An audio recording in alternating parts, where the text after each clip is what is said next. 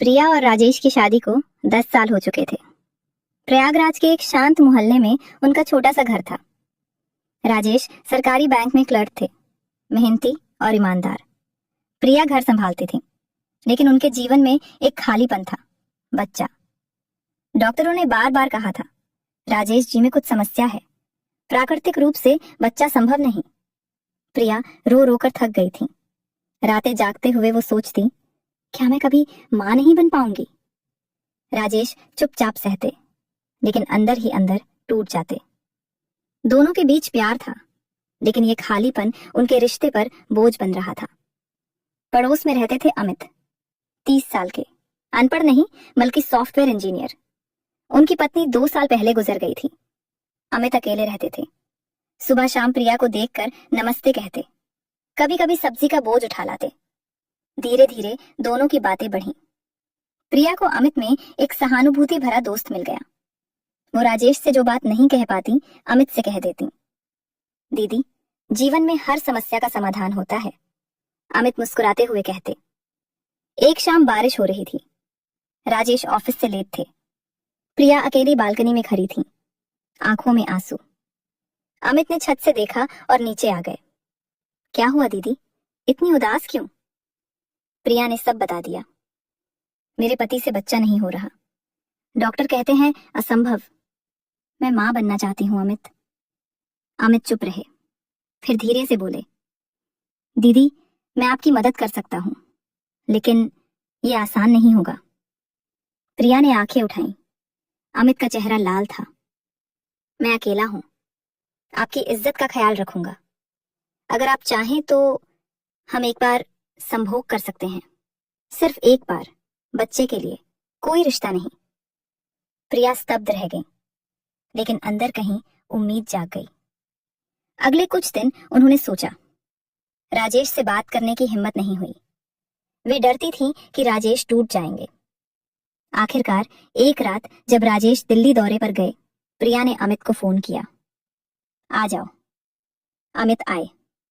दोनों के बीच हल्का रोमांस सा माहौल था।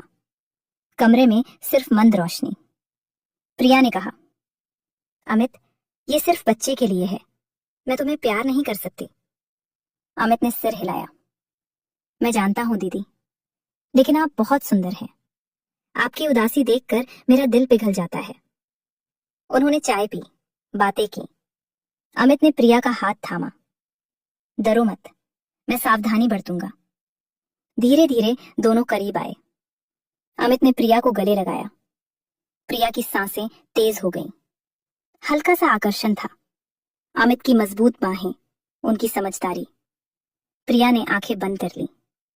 दोनों ने वो सब किया। ये प्यार नहीं था, बल्कि एक समझौता था।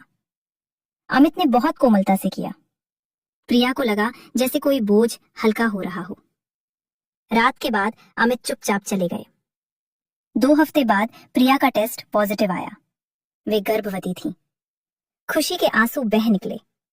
लेकिन अब सवाल था, राजेश को कैसे बताएं? प्रिया ने फैसला किया कि सच्चाई छिपाएंगी नहीं। जब राजेश लौटे, प्रिया ने सब कुछ बता दिया। राजेश, मैंने पड़ोसी अमित की मदद ली, बच्चे के लिए।